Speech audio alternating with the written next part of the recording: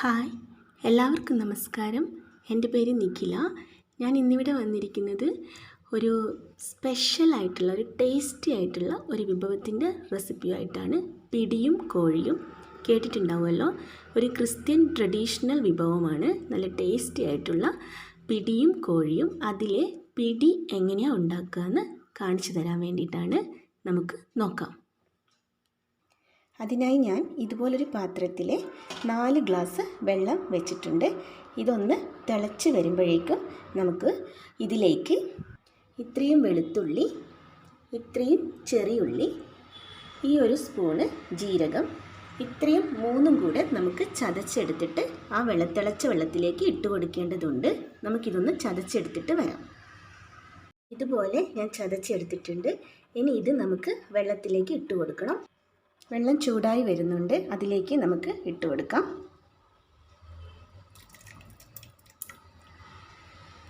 ആവശ്യത്തിന് ഉപ്പും ചേർത്ത് കൊടുക്കുക. ഞാനൊരു ചെറിയ സ്പൂണ് ഉപ്പ് ചേർത്ത് കൊടുത്തിട്ടുണ്ട്. ഇനി ഈ വെള്ളം ഈ ഉള്ളിയും ഒക്കെ കൂടെ നന്നായിട്ടൊന്ന് തിളച്ച് വരട്ടെ. വെള്ളം നന്നായിട്ട് ഉള്ളിയൊക്കെ കൂടെ തിളച്ച് വന്നിട്ടുണ്ട് കേട്ടോ. ഇനി അടുത്തതായിട്ട് ചെയ്യേണ്ടത്, ഞാൻ ഇതുപോലൊരു പാത്രത്തിൽ നൈസായിട്ടുള്ള നമ്മുടെ പച്ചരിയുടെ പൊടിയില്ലേ, ഈ പത്തിരിക്കൊക്കെ എടുക്കുന്ന, ഇടിയപ്പത്തിനൊക്കെ എടുക്കുന്ന നൈസായിട്ടുള്ള പൊടിയില്ലേ, അതെടുത്തിട്ടുണ്ട്. 2 കപ്പ് പൊടി എടുത്തിട്ടുണ്ട്. ഇനി ഇതിലേക്ക് നമ്മുടെ ആ തിളച്ച വെള്ളമില്ലേ, അത് കുറേശ്ശെയായിട്ട് ഒഴിച്ച് കൊടുത്തിട്ട് നമുക്ക് കുഴച്ചെടുക്കണം. കുറേശ്ശെ ഒഴിച്ച് കൊടുത്ത് കുഴച്ചെടുക്കാം കേട്ടോ.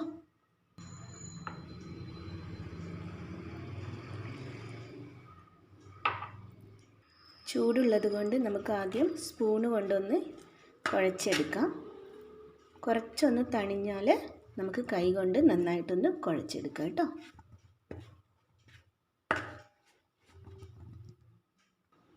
കുറച്ച് തണിഞ്ഞ് വന്നിട്ടുണ്ട്.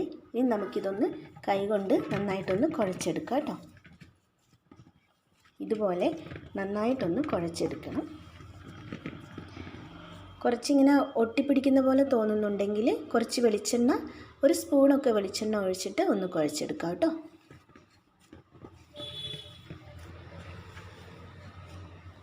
ഉപ്പൊക്കെ നോക്കിയിട്ട് വേണേൽ കുഴച്ചെടുക്കാൻ.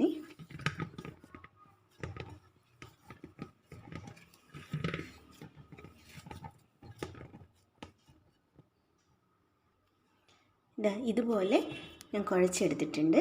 ഇനി നമുക്ക് ചെയ്യേണ്ടത്, ഇത് ചെറിയ ഉരുളകളാക്കിയോ അല്ലെങ്കിൽ ഉരുളയാക്കിയിട്ട് ഒരു ഷേപ്പില്ല, നടുക്കൊന്ന് പ്രസ് ചെയ്തിട്ട് ആ ഒരു ഷേപ്പിലോ നമുക്കൊന്ന് ഉരുട്ടിയെടുക്കാം കേട്ടോ. ഞാൻ കാണിച്ചു തരാം. ഇതുപോലെ ചെറിയ ഉരുളയാക്കി എടുത്തിട്ട് ഇങ്ങനെയും നമുക്ക് ഉണ്ടാക്കാം. അല്ലെങ്കിൽ ഇതുപോലെ ഒരു പ്രസ് ചെയ്തിട്ട് ഇതുപോലെ ഈ ഷേപ്പിലാണ് ഞാൻ ഉണ്ടാക്കുന്നത്. ഇതുപോലെ നമുക്ക് എല്ലാം ഉരുട്ടിയെടുക്കാം കേട്ടോ. ഞാൻ ഇതുപോലെ എല്ലാം ഇതുപോലെ ഷേപ്പാക്കി എടുത്തിട്ടുണ്ട്. ഇനി നമുക്ക് നേരത്തെ നമ്മൾ തിളപ്പിച്ച് വെച്ച വെള്ളമില്ലേ, ബാക്കിയുള്ള വെള്ളം, ആ വെള്ളത്തിലേക്ക് 2 ഗ്ലാസ് വെള്ളം കൂടി ചേർത്ത് തിളപ്പിക്കണം. ഇതിലേക്ക് 2 ഗ്ലാസ് വെള്ളം കൂടി ചേർത്ത് കൊടുക്കാം.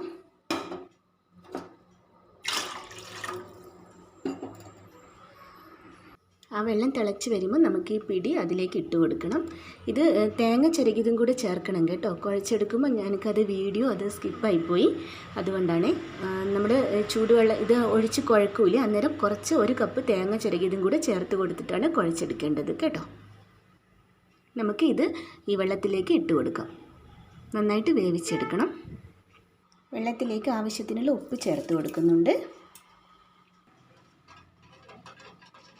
ഇതിലേക്ക് കുറേശ്ശെ നമുക്കിത് ഇട്ട് കൊടുക്കാം. നന്നായിട്ട് വേവിച്ചെടുക്കണം കേട്ടോ. നമ്മുടെ ചെറിയുള്ളിയും വെളുത്തുള്ളിയും ജീരകവും ഉപ്പും ഒക്കെ ചേർന്ന വെള്ളമാണ് കേട്ടോ ഇത്. നല്ല ടേസ്റ്റുള്ളൊരു പിടിയാണ് കേട്ടോ ഇത് സിറിയൻ ക്രിസ്ത്യൻസിൻ്റെ ഇടയിലാണ് ഇതിൻ്റെ ഉത്ഭവം എന്നാണ് ഞാൻ കേട്ടിരിക്കുന്നത്. ഇപ്പോൾ എല്ലായിടത്തും കോമൺ ആയിട്ടുണ്ടെന്ന് തോന്നുന്നു. നല്ല ടേസ്റ്റി ആയിട്ടുള്ളൊരു വിഭവമാണ് കേട്ടോ. ഇതിൻ്റെ കോമ്പിനേഷനായിട്ട് നല്ല തേങ്ങ വറുത്തരച്ച കോഴിക്കറിയൊക്കെ ഉണ്ടെങ്കിൽ നല്ല ടേസ്റ്റ് ആയിരിക്കും കേട്ടോ.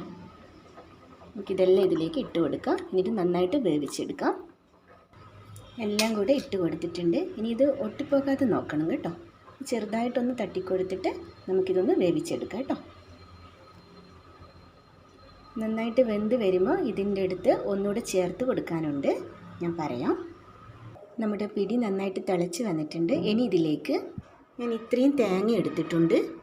ഈ തേങ്ങയിലേക്ക് ഒരു 3 സ്പൂണ് പൊടി ചേർക്കണം. നമ്മുടെ ഈ പച്ചരിപ്പൊടിയിൽ നമ്മൾ നേരത്തെ എടുത്ത ആ നൈസായിട്ടുള്ള പൊടി 3 സ്പൂണ് ചേർത്ത് കൊടുക്കാം.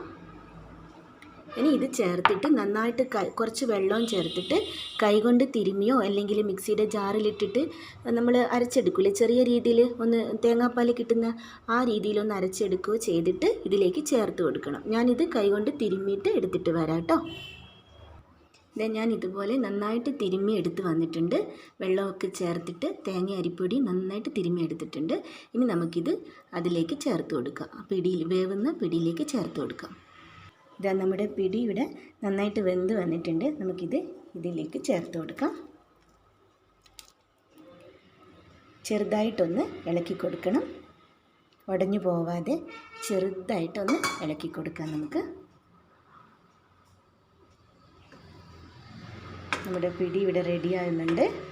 ടേസ്റ്റി ആയിട്ടുള്ള നമ്മുടെ പിടി ഇവിടെ റെഡിയായി വരുന്നുണ്ട് കേട്ടോ.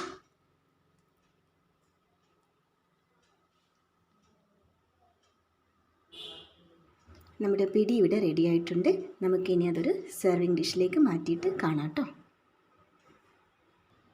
നമ്മുടെ ടേസ്റ്റി ആയിട്ടുള്ള പിടി ഇവിടെ റെഡി ആയിട്ടുണ്ട്. ഇതിൻ്റെ കൂടെ നല്ല വറുത്തരച്ച ഇതുപോലൊരു കോഴിക്കറിയും കൂടി ഉണ്ടെങ്കിൽ നല്ല ടേസ്റ്റ് ആയിരിക്കും കേട്ടോ.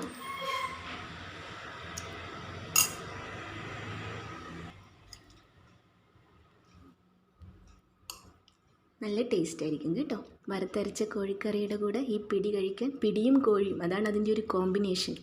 വറുത്തരച്ച ചിക്കൻ കറിയുടെ റെസിപ്പി ഞാൻ മുമ്പ് വീഡിയോ ഇട്ടിട്ടുണ്ട് കേട്ടോ. എല്ലാവരും ട്രൈ ചെയ്ത് നോക്കണേ, എല്ലാവരും കാണണേ. ഇതാ നമ്മുടെ ടേസ്റ്റി ആയിട്ടുള്ള പിടിയും കോഴിയും.